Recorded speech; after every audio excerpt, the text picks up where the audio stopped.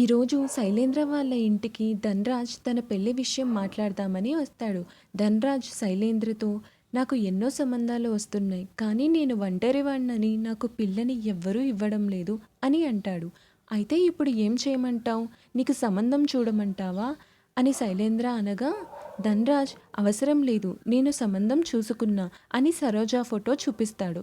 అప్పుడు శైలేంద్ర సరే ఏం చేయమంటావు అనగానే ధనరాజ్, మీరు అన్నయ్య, మీ అమ్మగారిని మా అమ్మగారు అని చెప్పా.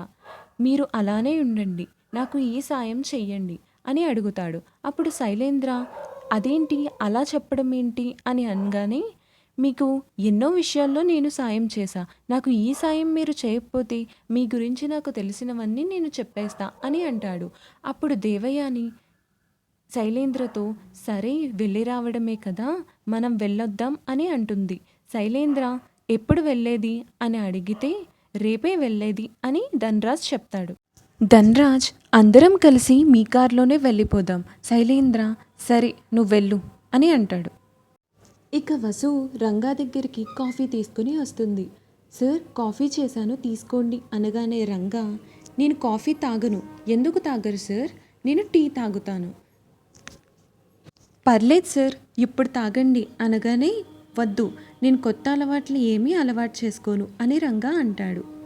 తీసుకోండి సార్ కష్టపడి చేశా అనగానే రంగా తాగి, ఛీ ఇది కాఫీయా, ఏంటిది ఇలా ఉంది? అక్కడికి రంగా వాళ్ళ నానమ్మ వస్తుంది. వసుధార వాళ్ళ నానమ్మకి కాఫీ తీసుకొచ్చి ఇస్తుంది. అప్పుడు ఆవిడ చాలా అద్భుతంగా ఉంది. బాలేదంటావేంటి? నువ్వు రోజు కాఫీ పెట్టమని అడుగుతావు కదా అని అంటుంది. అప్పుడు వసుధార, మీకు కాఫీ ఎందుకు నచ్చలేదో నాకు ఇప్పుడు అర్థమైంది.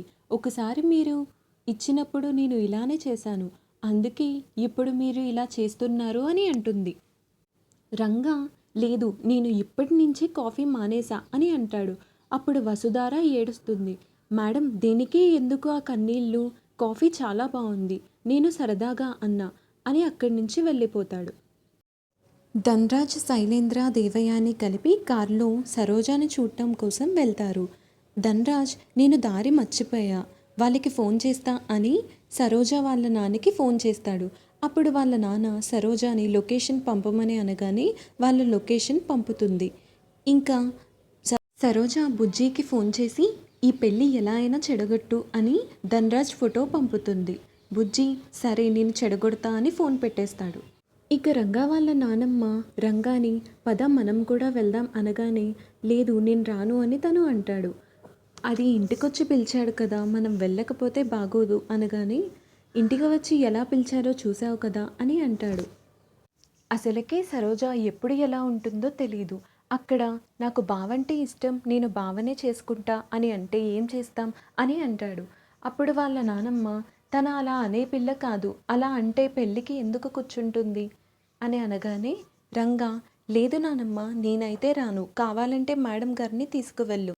వసుధార నాకు అక్కడ ఎవరు తెలుసు సార్, నేను ఎవరు అని అడిగితే ఏమని చెప్పమంటారు అని అనగానే రంగా వాళ్ళ నానమ్మ అవును కదా, ఇప్పటికీ అందరూ నానా రకాలుగా అనుకుంటున్నారు, ఇప్పుడు ఎందుకు నువ్వు రా అని అడుగుతుంది. వసుధారాని తీసుకువెళ్ళడం అంత మంచిది కాదు. రంగా సరే నానమ్మ, నాకు ఆటో రిపేర్ ఉంది, నేను అది చేయించుకుని వస్తాను, నువ్వు వెళ్ళు అని అక్కడి నుంచి వెళ్ళిపోతాడు.